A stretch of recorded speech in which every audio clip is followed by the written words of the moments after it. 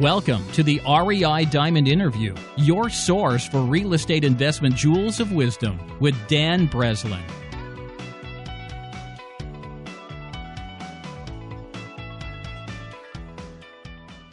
Welcome to the REI Diamond Show with Peter Vekselman on high volume investing and retail brokerage, somewhat nationwide. I'm Dan Breslin, host of the REI Diamond Show, and each week I invite another high caliber investor to share their unique experience as it relates to real estate investing. Our guest today is Peter Vekselman. Peter is a force to be reckoned with in the Atlanta, Georgia market and has developed a unique method of buying or listing properties that come through the We Buy Houses marketing channel. I'm excited about this episode, and I'm here with my notepad, pen, and a list of questions ready to go. And the reason I'm excited is that I've tried for years to convert my lead pool consistently into listings through referrals to agents, etc., the ones that don't fit my buying criteria, but I never quite seemed to crack the code. From what I understand, Peter did crack that code, and he's already agreed to share that method with us today. So without any further hesitation, welcome to the show, Peter. Hey, thanks for having me. I appreciate it. Can we go by Pete, Peter? Which is which here? Well, whatever the radio likes. Usually most people call me Peter, but you're the boss today. You're in charge. Fair enough.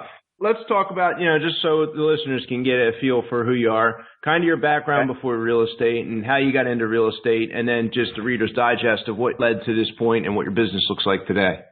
Well, I got out of the franchising industry before real estate, franchised a small company I had to 15 locations, got rid of it, was trying to figure out what to do with my life, was introduced to the mobile home business, met back then who was the guru, Lonnie Scruggs, drove across country, met him. That was the best thing in the world, got into mobile homes. 3 years later, developed what became the largest brokerage here in the Georgia market in terms of mobile homes. And a couple of years later, some dynamics changed in that industry in terms of our back-end financing for our clients. Got into real estate, successfully went on to lose about $500,000 in the first 6 months. Didn't know what the heck I was doing, but, I always knew the business worked, just realized I wasn't doing it the right way. And recouped 3 years later, turned everything around, and, here we are about 12, 13 years later. We got a good, successful business. We're doing about 10 deals a week consistently. We got also a regular traditional brokerage that, is doing very, very well. We're obviously utilizing both of them in this model and, got about 15 people that work for me, and I think everyone's happy, and we got a great, great thing we do. And I got a wife, 3 kids, got a lake house right by my main house about 15 minutes away, and I'd like to split my time between my office, my house, and my lake house and my boat. That's my life right now. Sweet. Nice and concise. Sounds like you got a lot of things going on. Of the deals you got cooking, let's pick through a few of those just so people get. We have everybody from commercial real estate developers that come on the show, single family developers, we buy houses, to apartment complex buyers. So can you describe like the average deal or what would be like your sweet spot deal, or maybe 2 or 3 of them if you can't really fit it into one box, Pete? Yeah, we do a tremendous amount of marketing, and we market what I call very indiscriminately. We pick a certain area and location, and we go after everything. And the way my model works is that if the deals come in, I cherry pick the best deals for myself, and then we wholesale the rest. Wholesale is about 90% of those deals. So if I had to say what's the kind of bullseye right now in our model, it's probably a house somewhere between $50,000 and $100,000. We're picking it up with some good equity. I got 4 full-time salespeople that work with me in terms of selling my inventory. 9 out of 10 times the properties are sold before we got to even close on them. That's kind of how our model right now looks like from the outside looking in. That's cool. So of those 10 deals per week that you're doing, you'd say probably like 8 or 9 of them wholesale. Maybe you're buying like 1 or 2 of those deals for yourself? Yep. Those are good numbers. Is this all in the Atlanta market there, the ones that you're kind of actively doing that, or does that include a few other markets? And if so, which other markets do you operate in? That's just right out of our Atlanta operation. But I also got an office in Jacksonville. Actually, as soon as you and I are done talking, I'm taking off to my Jacksonville office. I'm doing about 3, maybe 4 deals a week in Jacksonville. I got an operation set up in Chicago and in Maryland. I got one set up in Silicon Valley. I got one in Philadelphia, Myrtle Beach. Orlando, Florida. We're opening up Miami in a couple weeks, actually, with a huge partner there. So I'm also in Vegas and Utah. So I'm in about 10 or 11 different states doing this. But the numbers I gave you is just what generated here out of my Atlanta operation. Okay, so let's step back a minute and let's talk about the lead generation process, if we could.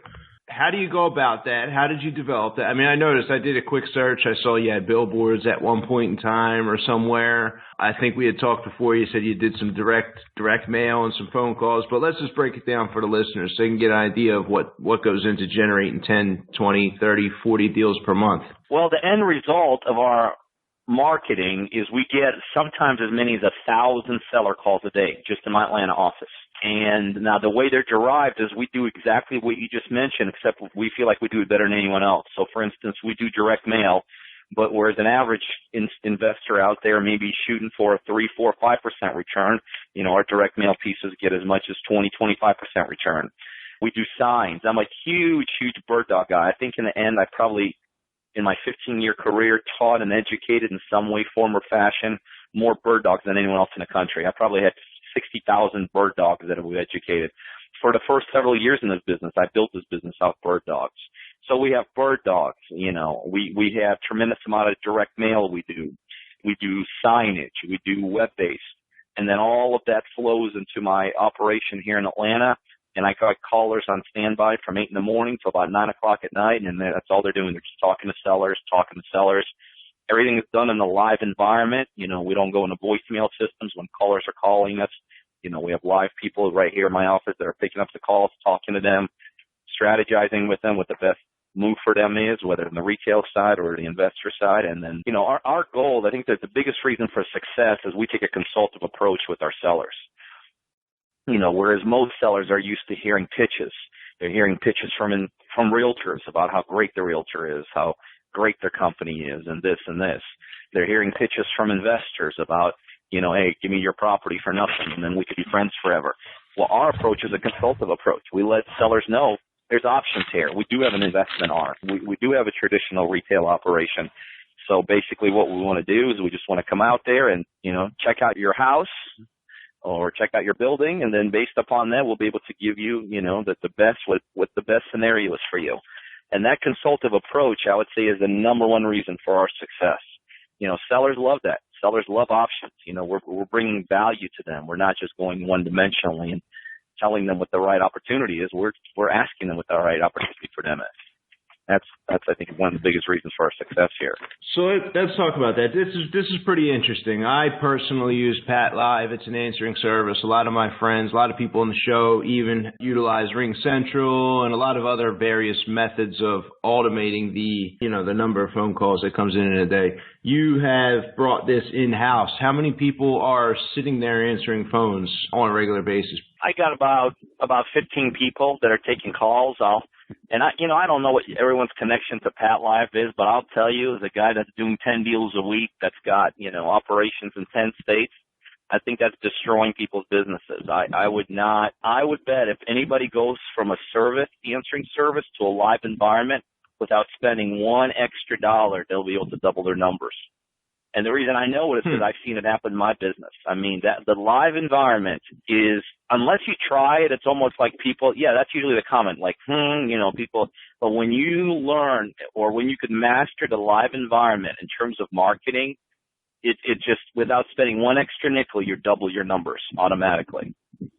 So, but we take everything live. I mean, the only time people get voice messages from us is if all the 15 people are on a call talking to sellers. And even in that case, as soon as someone gets off there, boom, calling the person back, whether they left a voicemail or not, and we're getting on top of them very, very quickly, very quickly. So let's talk about the conversation. So you brought this in. Better yet, let me back up one more step. You made this decision to live answer each of these calls, and this was like a pivoting turning point. This interests me, Peter, to figure out what drove that decision, and then what script or how did that initial ramp up take place for you to bring the calls in-house? And here's what happens. When people go into like a Pat Live environment or a voicemail environment or call their cell phone and don't pick up environment, if you really start tracking the numbers, like how many people are trying to get a hold of you, so how many people in the end you talk to, okay, you get a baseline there, okay? And most people, since they don't know what that baseline means, they're just like, okay, they just kind of go with it. Like maybe their baseline is, okay, out of 100 people that call me, I end up talking to 20 people, or I end up talking to 40 people. What they don't know is how to interpret that data. They don't know if that's good or bad. So the way they justify it is, well, that means they're the most qualified one. You hear that all the time.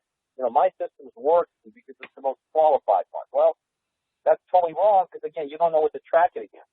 So what we did, we're always tracking to get our conversions up.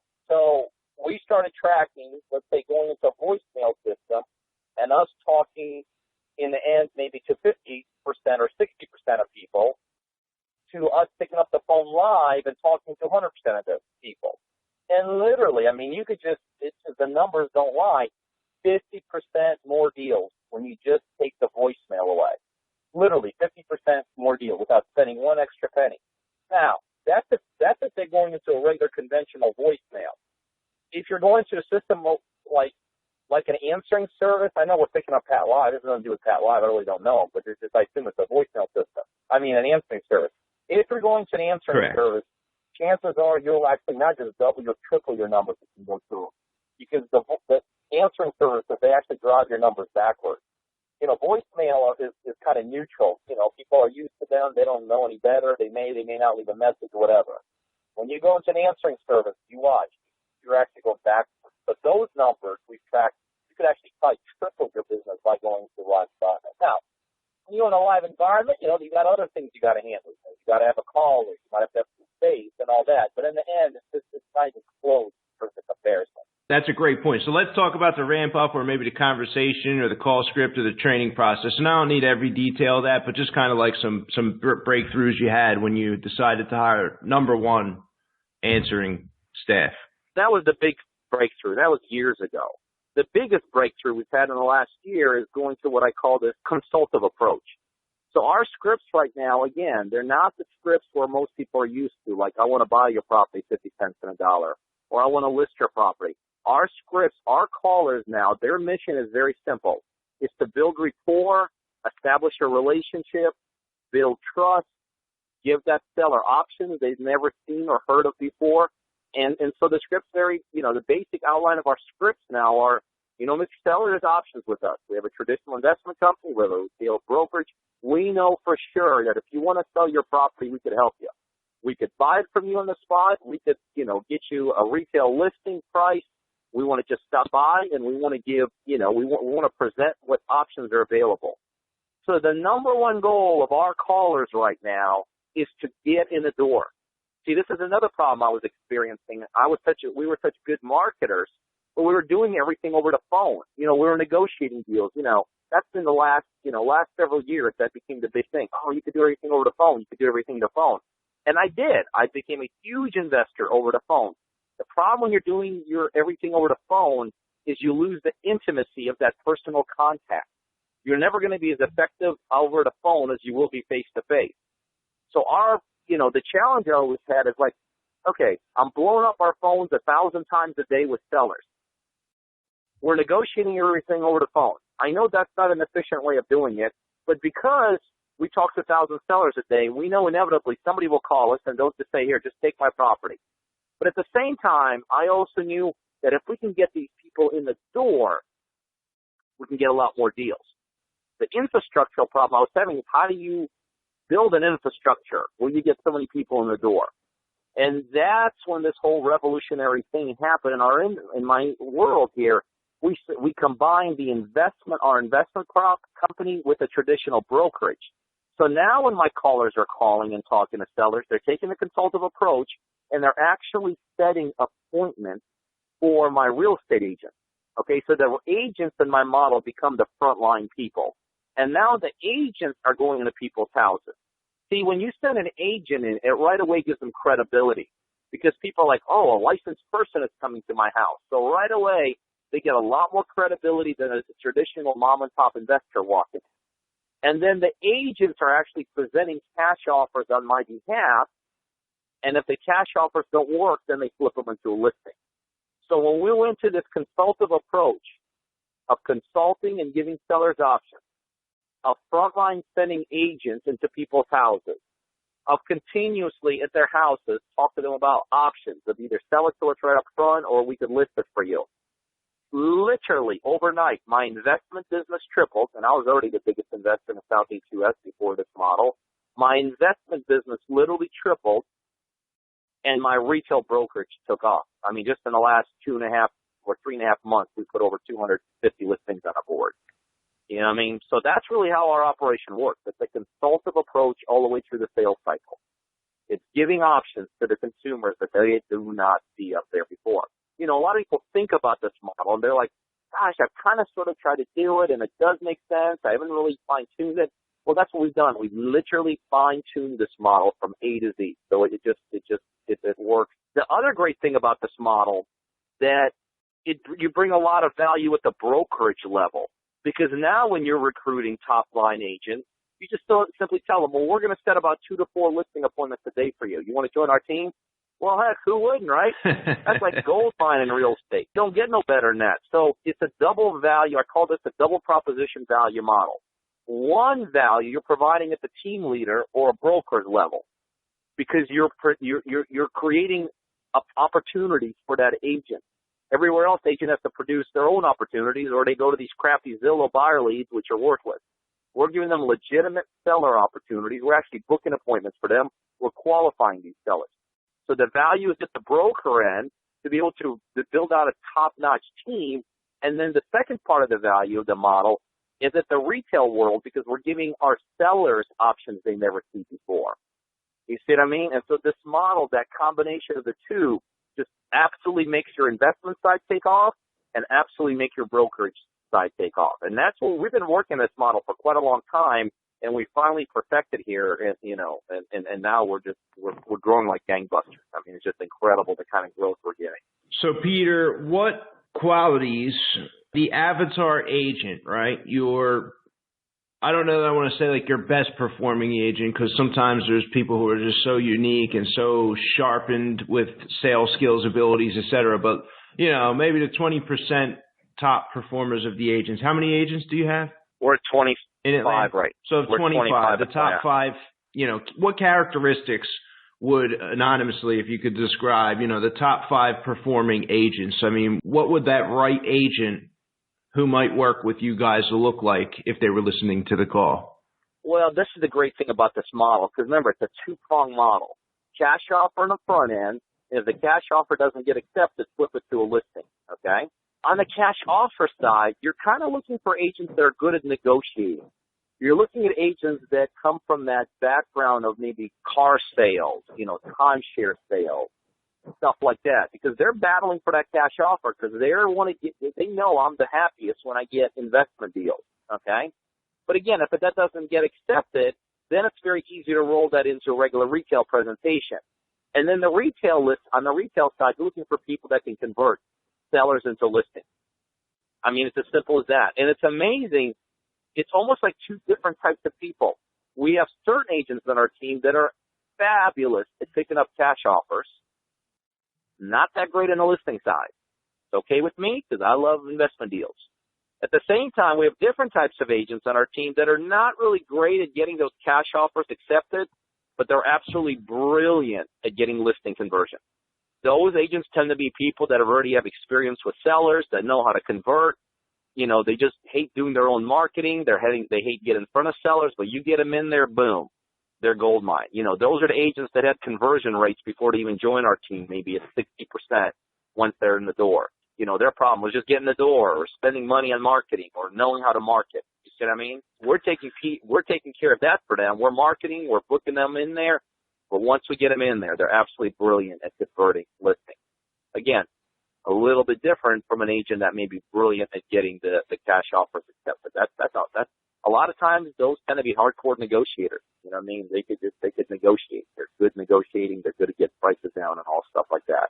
Yeah, that really is a beautiful situation you set up, because you're right, Peter. A lot of agents, you know, getting into the business on the newer end, even agents who've been around a while, it's such a myriad amount of skills that you need to develop for the marketing, the lead generation. I mean, that's a complete science in itself to generate the leads, you know, to get to a point of the volume, especially where you're at, up to 1,000 a day. I couldn't even imagine that number coming through my email system from Pat Live.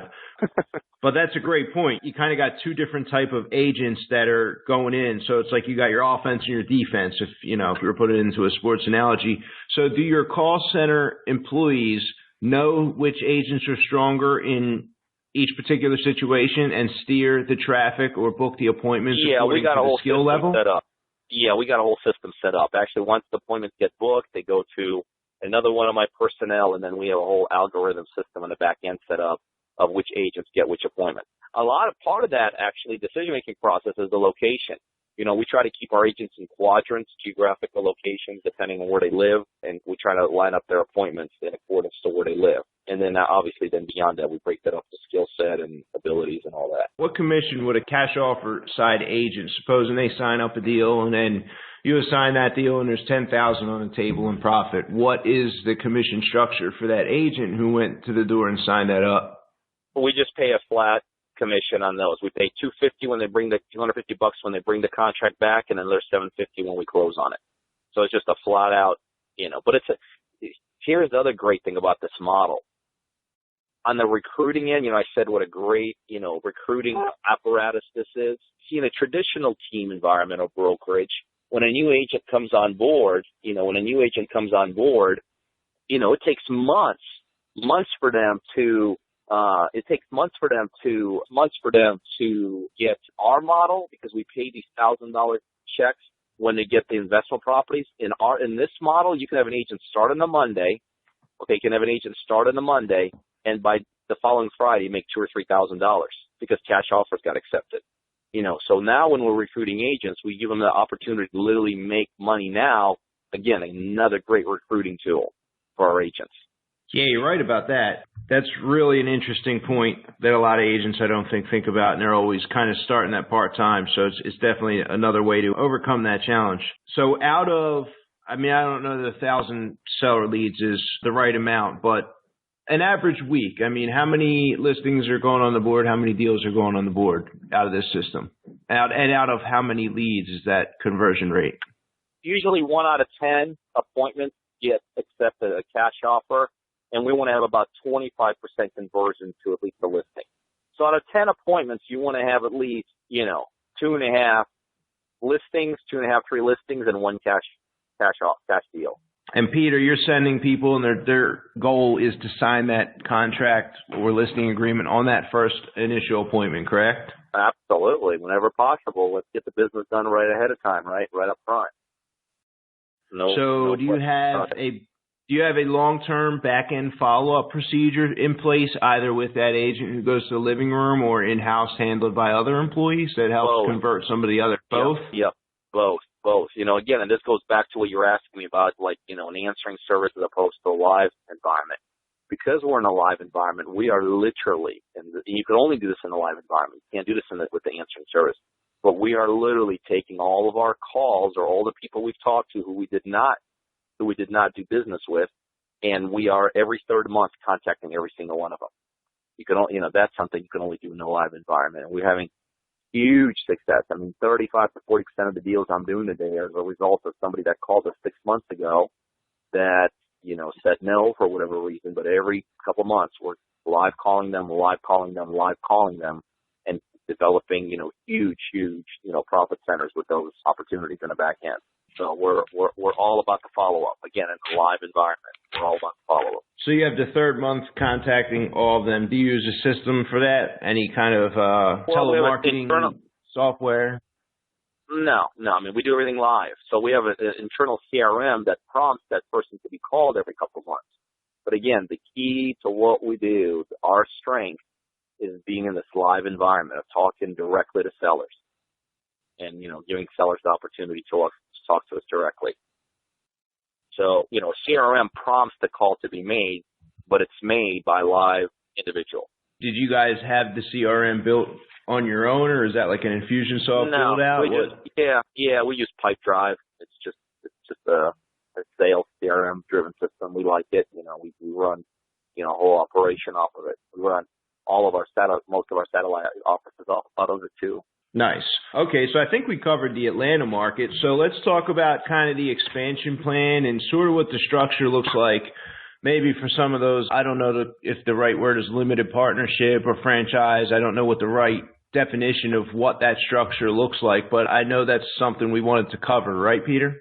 Yeah, and so now what happens, this model is obviously taken off like hotcakes in Atlanta market, and people they're hearing about this across the United States, either through something in an environment like this where I'm talking about it, or people are talking themselves, and we are just getting inquiries literally from all over the place, basically people saying, hey, this model makes sense, see it, I understand it. Somebody even saying, hey, I've even thought about something like this, could never figure out the minute details. So now, there's a couple options. One option is to come into our Atlanta office and people spend just, a day with us or so, and we just show them exactly what needs to be done from A to Z in that day visit, and then they go back home and we spend a couple months helping them implement this model at their own market. The other way we expand is sometimes we even partner with people. So maybe, we partner with somebody out of Chicago, a real estate broker that's looking to get an investment arm piece, or an investor that's looking to get a retail piece, or somebody that's got both but doesn't understand how to use them both in unison. And so we would partner with that in a team or that individual or that broker or whoever, and we would actually do all the marketing for them out of our Atlanta office into the Chicago area. We would then take all the calls from our Atlanta office that are coming in. We'd screen, we'd qualify these prospects. We team up for that local team to go in and do them. We actually also at that point get involved with that local operation and show them how to do these listing presentations. We show them how to recruit a top-notch real estate team. We show them how to train them, how to support them and all that. And there we get involved all the way through the process. And then we're doing commission splits on the back end with those people. Do you guys actually set up like an entity? Is it just kind of an operating agreement that you put together, like a limited partnership? No, it's just a contract that it's just a contract. The entity is them. They already have presence there. So we're not looking to come in there and destroy their presence or everything they've done. It's just in the background, we're the ones doing the marketing. In the background, we're the ones setting up the points. In the background, we're the ones teaching them how to do these presentations. We're the ones teaching them how to recruit a team for this, how to train it, how to support it, and all that. But they're the front end people out in their own market. So if somebody already had a presence built up, a clientele built, they're already getting referrals and stuff. I mean, are you expecting a piece of any of their business they had already built up, or is this kind of like a separate lead funnel that they could treat, No, it becomes, to a degree, a separate lead funnel. But again, if we take these to high levels, we basically end up overtaking their whole business. You know what I mean? They just gravitate towards this stuff. Their agents are like, well, I don't want to go in those appointments. I want to go in those leads. So they're like, okay, let's get bigger and bigger and bigger, and that's the goal. So a lot of times we literally ultimately become their business. You know what I mean? We literally almost become their business. Makes sense. And you're doing the initial calls through your call center, right? That's right. We're qualifying the prospects. We're setting appointments. We're teeing them up for them. If the team grew to 4 or 5 or 6 people in the other market, that algorithm selecting the appropriate assignee of the lead still working. Yeah, it's interesting. Yep, absolutely, 100%. Yeah, we got it down to a science here. So when we expand it or teach other people how to grow it, it's like, use the word franchise. It's very similar to that. I mean, it's from A to Z, everything's laid out. Again, because that was my background before real estate was franchised. So I'm a huge believer in the systemizing everything, procedures everywhere. Obviously that's how you also create a big lifestyle for yourself. I have to ask, I know it's not quite the same topic we were on, but I have a feeling there's probably some good background there. Can you tell us a little more of the details about the franchising company that you started that grew to 15 locations? It was a credit card processing company, and we started at a time that EBT was being rolled out, electronic benefits transfer. That, many years ago now, the government changed from a tradition. People that were getting food stamps, they used to get literally food stamps, paper stamps. And that was a very inefficient, it was riddled with fraud, it was just very, not a very good way to disperse this kind of thing. So at a point in time, the government mandated that everything would switch over to basically credit cards. And so people on food stamps every month would just automatically from the government get these food stamp credit cards loaded with a certain amount of money. Well, when that happened, every single credit card taker in the United States, which is every single business in the United States, they have to get new equipment. So that's when we got in the business, and we were just chasing it across the United States. So the state would roll out, we would, let's say Georgia would roll out. We had 4 months till everybody had to switch. We just hire ourselves a sales team, and they'd go into all these C-stores and basically let them know, hey, within 4 months, you got to get a new credit card machine. It's got to be this capable. It's got to be able to do this, this, and this. And by the way, here it is. We got it. So let's do some business.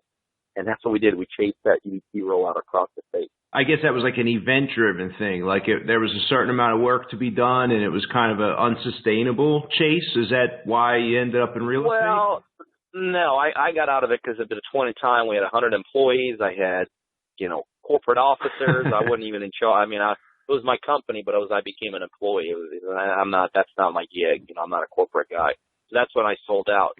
No, the EBT part was a finite period of time. But the whole background behind our operation was just regular credit card processing terminals. So what happened is that EBT got rolled out across the United States, and the states became full of these machines. Then the local office would just then start selling regular credit card equipment like any other credit card operation. The old-fashioned way.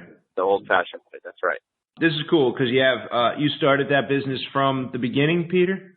Yep, out of a 400 square foot office with my friend, literally. All right, so you did that. You did that in the credit card machine. You did, something very similar, if not better, in the real estate thing. Can you talk about maybe 3 challenges or big breakthrough points as you scaled, and maybe just kind of like lay them out for me as like 3 lessons? If you could say, Dan, here's 3 lessons. This challenge, this challenge, this challenge, and here's how I did that. Well, a couple things. One, somewhere along the line, I realized that my biggest challenge in any industry is going to be to arm myself with the right team around me. In the end, it's so true. People either make you or break you. And so as an owner of a business, that is my number one responsibility at this point I look at, is to bring the right people into my world. Whereas before I would, to a certain degree, would hire indiscriminately. I would make some very short-sighted decisions as it came to people and take big money in terms of time, frustration, and stress. One of my biggest breakthroughs came when I realized that I had to spend an inordinate amount of time, absolutely inordinate amount of time, looking for the right people that would buy into my vision, whatever that vision is. And so now what happens when people come out and visit my operation and spend a day with us, where they're learning this new model that we're teaching the people and all that. I mean, it is not uncommon for me to get texts after they leave. And it's always nice to get a text when you're like, hey, Pete, you're awesome. You're great. But here's what my text usually looks like. Hey, this person is awesome that works for you, or your CEO is unbelievable. You know what I mean?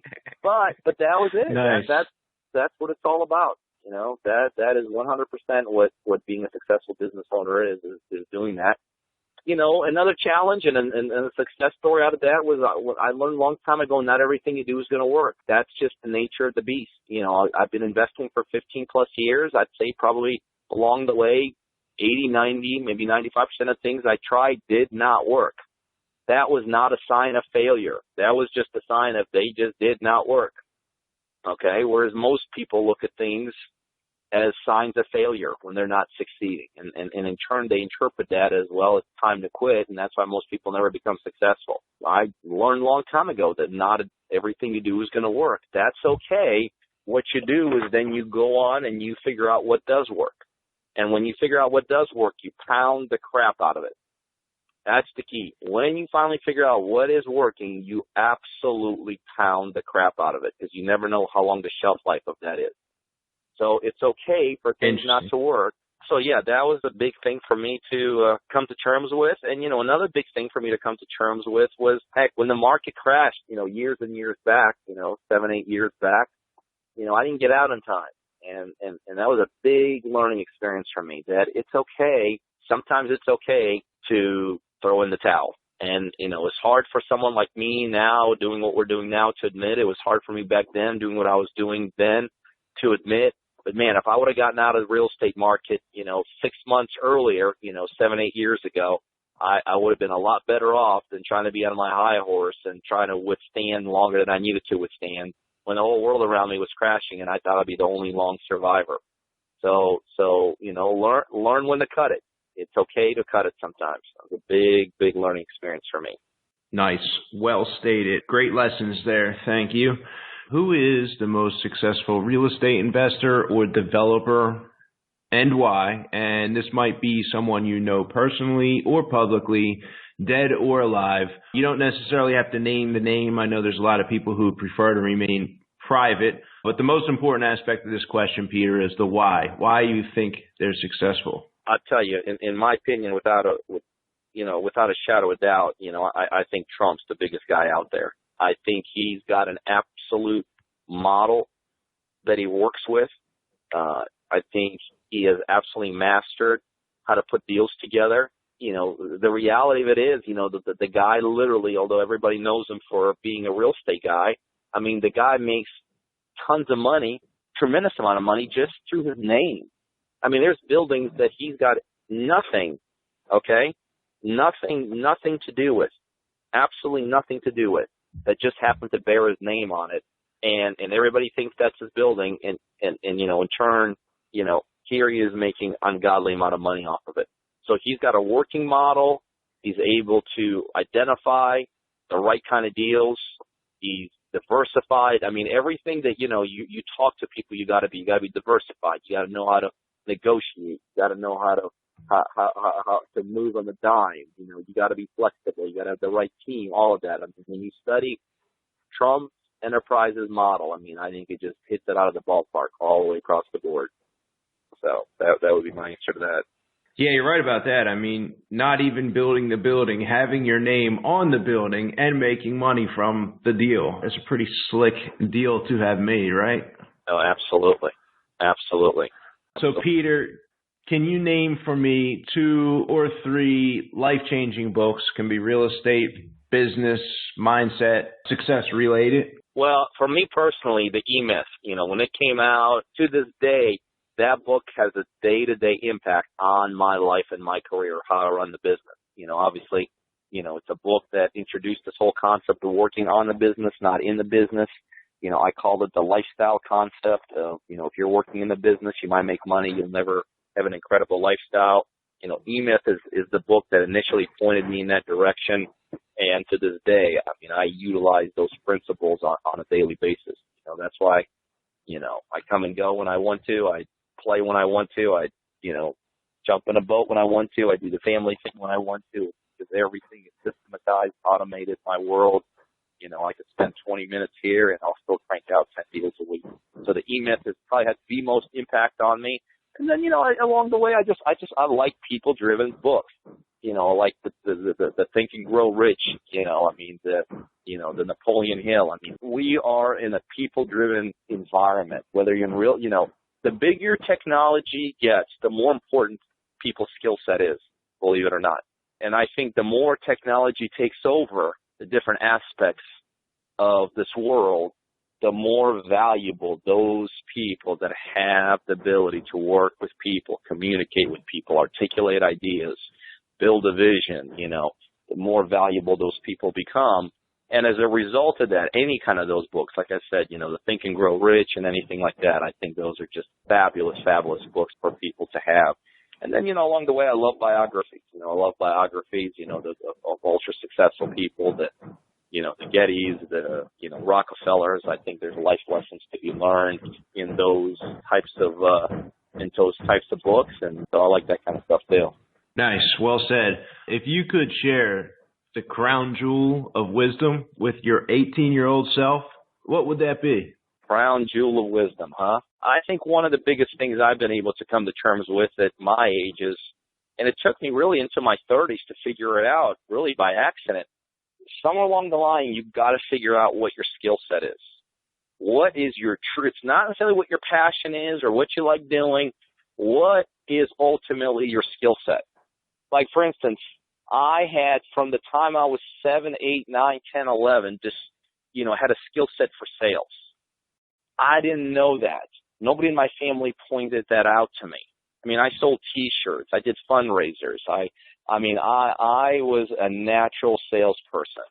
I didn't realize it because I wasn't looking for it until I was in my 30s. If somebody would point that out to me, that is your skill set. That is what you're good at. That is how you got to build your life, construct your life. That's how you got to look for a job. That's how you got to look for your mentor. That's how you got to look for college. I think the things that I have now been able to achieve recently, I probably would have been able to achieve a lot sooner. And so my biggest wisdom for the younger guy, me, is find out what your true. I'll give you another example. I was reading this story about this guy, a gang member, in and out of jail 15 times. By the time he was 15, in and out of jail a number of times. When he was 25, continued to be in jail. All of a sudden in jail, he took a math course, and he realized that's a skill set. That was a skill set. He had the ability for numbers. And the guy now in his 30s runs one of the most successful companies in Silicon Valley as a result of him discovering what a skill set is and then becoming a winner in life. So that would be my thing. Find out the skill set. Nice. And I think that could go even for anybody at any point in time to stop and ask myself, okay, what am I good at? Let's take an honest appraisal and figure that out. Yeah, that's right on point. That's funny. I had, looking back, my dad always used to say that to me. So like I would buy, stuff from my friends and I would list it in the newspaper and I'd make money from it. So I was always like buying and selling things, right? And it seems like natural now looking back that I do this in the real estate business.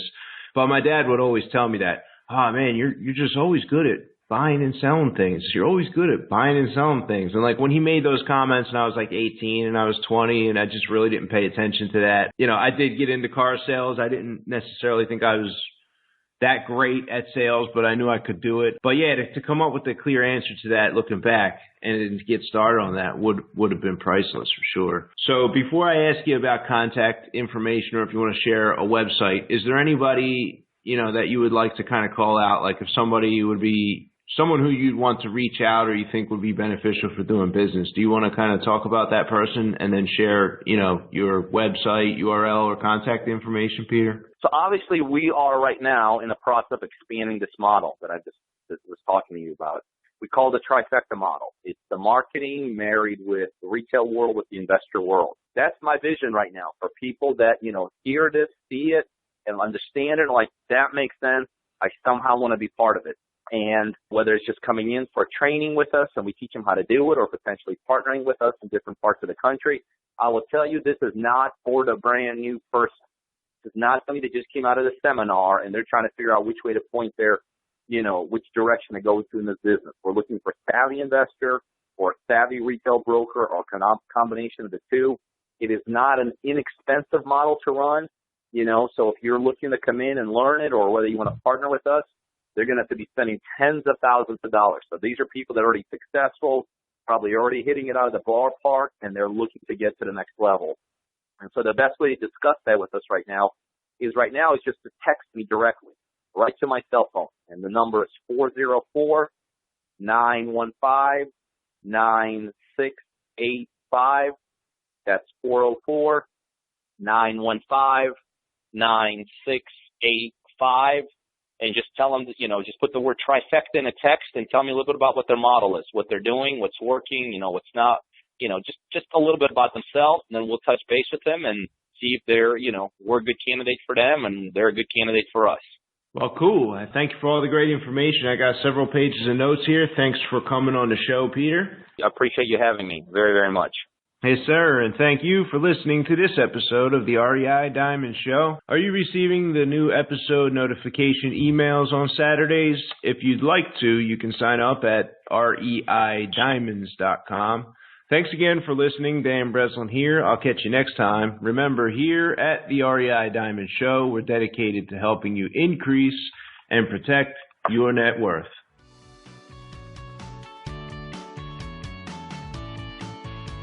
Thanks for listening to the REI Diamond Interview.